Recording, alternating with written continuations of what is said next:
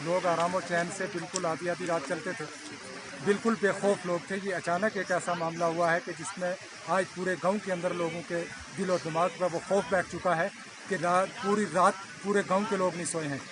ये रात का कुछ 8:25 या 30 मिनट का वाक़या है कि हम खाना खा के फारिग हुए थे तो 3 गोलियों की आवाज़ आई है। और जब मैंने आकर के अपने मदरसे में से देखा तो पूरे गांव के अंदर टार्चों की, मोबाइलों की लाइटें जल रही थी और एक कोहराम मचा हुआ था। तो मैं भी भाग कर के आया तो मैंने देखा कि आगे एक नौजवान जिसका नाम अब्दुल रज़ाक है।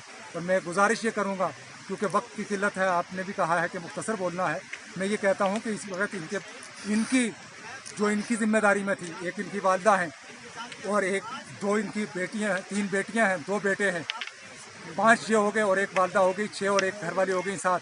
इन 7 की परवरिश करने वाला और इन 7 के रखवाला यही था। लिहाजा मैं ये प्रशासन से भी और अपनी गवर्नमेंट से भी ये गुजारिश करता हूँ कि इन बच्चों के लिए कुछ सोचा जाए और इनकी अहलिया को भी नौकरी भी दी जाए और ये इस मामले की तह तक पहुँचे कि ये जालिम दुश्मन कौन था कि जिसने ऐसे नौजवान को शहीद किया। अल्लाह। और दूसरी बात, मैं पुरजोर लफ्ज़ों में ये कहना चाहता हूँ कि जो हमारी कोपरा पोस्ट थी, इसके होते हुए हम बिल्कुल सेफ थे। लिहाजा इस पोस्ट को दोबारा यहाँ जो है तैनात किया जाए। सब लोगों को ये आप लोग चाहते हैं कि हम ये चाहते हैं कि ये पोस्ट आर्मी की हमारे पास दोबारा आए, क्योंकि इस पोस्ट के होते हुए हमें कोई फिक्र और कोई गम नहीं होता है। बस मैं इसी पर मैं इसकी डेथ हो गई है, इसका हकीकी चाचा हूँ। तो मैं रहता हूँ सुंदर बनी में। ये कल भी मेरे 2 दिन से मेरे घर गया हुआ था। कल ही सुबह 8:30 बजे वहाँ से रवाना हुए 2-3 बाइक, पूरे 17-18 आदमी गए हुए थे ऊपर ख़त्म शुरू पर। तो दिन को इसने ड्यूटी सर अंजाम दी और शाम को घर आया, नमाज़ पढ़ी जैसा मैंने सुना। फिर नमाज़ पढ़ के अंदर गया तो मैंने उफ्तर की नमाज़, इशा की नमाज़ का टाइम हो गया था। एक पड़ोसी लड़का ऊपर से आया अजान देने के लिए मस्जिद में, और वो कहता है मुझे आगे से 2 आदमी आ रहे थे, एक फ़ोन कर रहा था और दूसरा मुझे पूछने लगा ताहिर खुर्शीद का घर कौन है, फौजी का। यहाँ इसको हम लाल सेन के नाम से पुकारते थे, उसको भी पता नहीं था कि ताहिर खुर्शीद कागज़ों में नाम है। 3 दफ़ा उन्होंने यही पूछा, चौथी दफ़ा उन्होंने कहा वो लाल सेन भी कहते हैं उसको, हाँ वो उसका घर यही है। तो वो यहाँ नहीं है, वो ख़त्म में गया हुआ धर्म साहब।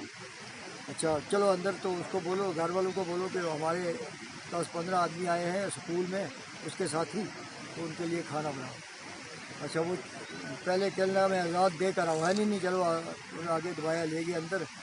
दरवाजे से अंदर जब हुआ, वो सामने हुआ तो उसने किया सलाम। वही मोहम्मद रज़ाक जिसकी मौत हो चुकी है, उसने कहा वालेकुम सलाम, आओ भैया रोटी खा लो, खाना खाओ। वो कहने लगा खाना नहीं खाना, لال حسین بھیا کے کوئی آئے ہیں دوست تو یہ ان کو بلا رہے ہیں.